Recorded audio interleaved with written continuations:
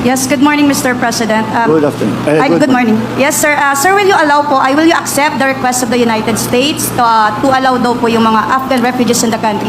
Some groups and lawmakers have expressed concern that these refugees might be a risk to our national security. So what's your take on this, sir? Well, there are many issues involved in that question. That's why I was a little surprised when I saw some of the news reports. There is a deal between the U.S. There's no deal. We're still looking exactly at how to make it work if we can. It's entirely possible that we will not find a way to make it happen. But we have a long tradition in the Philippines of taking in refugees. Although these are not refugees, they're an entirely different class of person. They are Afghan nationals who are being resettled by the United States in the United States and or other places. We are only going to be a a transition area. Dadalhin sila dito, i-relocate sila. Pagka ang sabi ng mga kaibigan natin ng Amerikano, kanila hindi palalampasin ng 1,000 tao doon sa ating kung sakali man ay matutuloy itong request na ito. So, but there are security issues. Of course, we have to be conscious of that. But there are even more difficult legal and logistical issues, because if the plan as it stands runs exactly as it's planned, di maganda, wala tayong problema. But what plan ever ran exactly as you had hoped? So, what we are trying to say, what if something goes wrong? Paano kung magka-delay? Paano kung hindi tanggapin yung tao? Yun yung aming pinag-uusapan. And we'll continue because we want to help. We want to help. Ito kasi ang mga Afgan na tumulong sa mga Amerikano nung gera. Tapos biglang umalis ang mga Amerikano, naiwan ito. Ang katotohanan, pinapatay talaga sila ng kalaban. Kaya yun so inaalalayan nila yung mga pero hindi nga sila refugee. Iba nga ito eh. This is something different. It's not something that we've encountered before. They are Afghans who are being resettled primarily in the United States, and we are going to be the third country. So that is the proposal of the Americans. We'll continue to study it and see if there's a way we can do it without endangering the security of the Philippines. We'll see if we can actually manage it and to make sure that if things start to go not as planned, ano yung mga pwede natin gawin para naman hindi before you know it 10,000 na sila doon, ang dami nang natin kailangan gawin. Kahit sinasabi that the Americans will pay for everything, who will handle all of that? The Filipino, there's even anything. So there's still quite a few issues that we have to hammer out with the Americans. In principle, we'd like to help. We took in the Vietnam boat people. We took in the German Jews during the war. Ganyan naman ang ugali ng Pilipino eh. Matulungin tayo. But again, we have to make sure that it's not something that will affect the lives of ordinary Filipinos. Ivan Merina of GMA7. Magandang umaga po, Mr. President. Sir, bukas po, mag-iisang taon na ang inyong administrasyon. How would you assess your administration's performance in the past year? At kung inyo pong mamarapatin, Mr. President, ano ho ang gradong ibibigay ninyo sa inyong sarili bilang Pangulo at gayon din sa inyong mga appointee in terms of delivering the promises you made during the campaign? Well, the delivering of promises is a work in progress. It's not something that you say, tapos na, I finished it. This is an ongoing process. Again, we have to bear in mind that the international situation has changed in terms of trade, in terms of geopolitics, and so we are having to adjust to that. And now it is very clear that the most successful economies were those who are agile and resilient. And that, I think, we have put in place the basic elements for us to do that.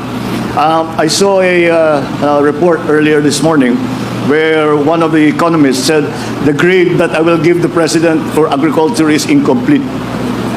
I agree with him. We are not yet done. Ang dami pa natin gagawin. There are many things that we still need to do. We have to undo 30, 35, almost 40 years of neglect when it comes to the agricultural sector. And the agricultural sector still occupies the most fundamental part of our economy. And so, yes, we have done a lot of work. I think we have seen many of the changes.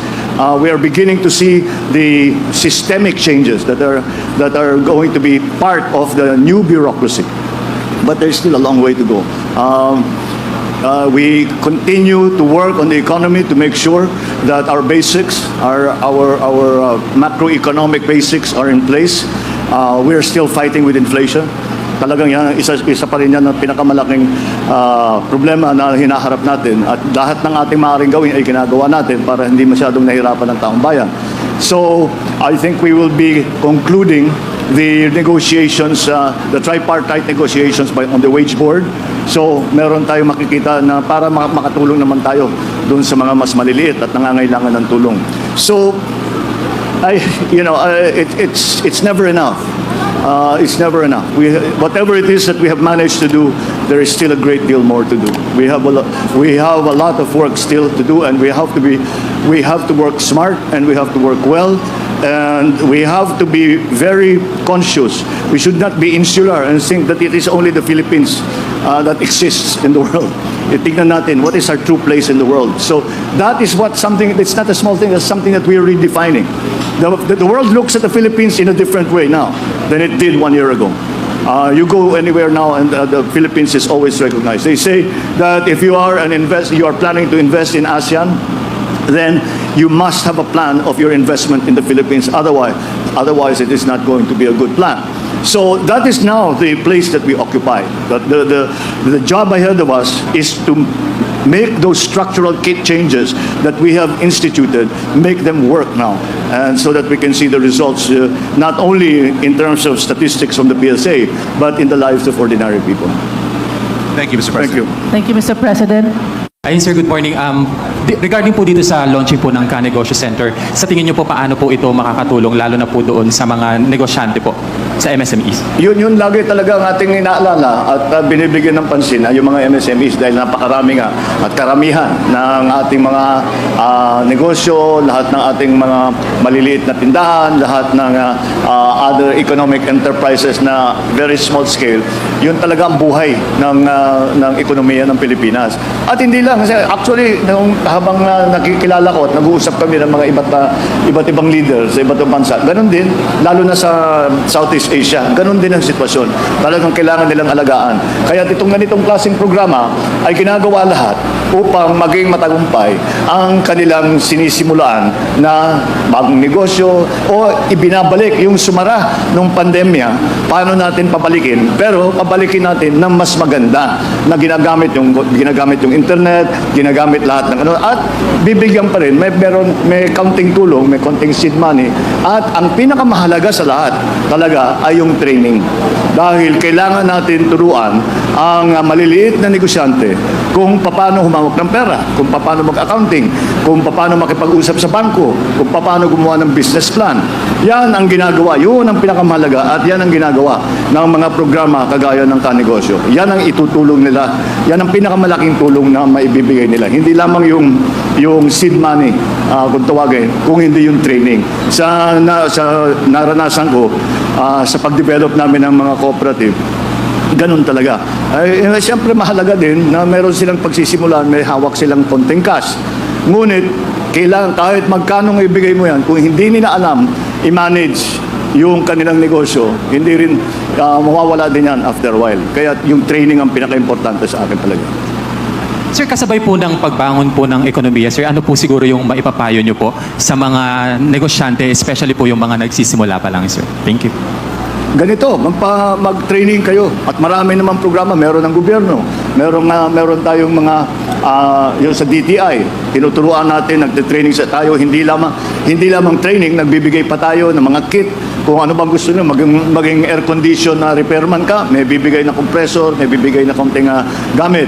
O kung magpapagagawa ka ng magbe-baking ka, bibigyan ka ng pwedeng gagamitin para lutuin yung produkto. Lahat yun, ganun. So meron yan sa gobyerno. Ngunit, lagi kong sinasabi, kahit lahat ng gobyerno ay ginagawa yan, hindi magiging sapat. Kaya kailangan, kahit lagi namin pinag-uusapan yung PPP. Dahil talagang yung mga private sector na gustong tumulong. At to let us give credit to the private sector. Kung minsan tinitingnan natin sila, wala na, nagpapayaman lang yan. I have to give credit to the private sector, to organizations like Cebuana Villar, that they really have gone out. And this is, siguro, ang iniisip lang nila kung paano matulungan yung mga maliliit. At siguro, kapag pinagsabay natin yung ginagawa ng pamana, ginagawa ng mga pribadong sektor, ayan, yun ang dapat sila, mag-avail sila doon sa mga ganong klaseng mga programa kahit papano. At huwag silang mahihina na loob. Kung yung unang pinasukan nila, baka hindi masyadong magandang resulta, sige lang, nandito pa kami, uulitin natin, hanap tayo ng magiging maganda para sa inyo, yung magbabagay para sa inyo, na palalaki ninyo. Thank you, Mr.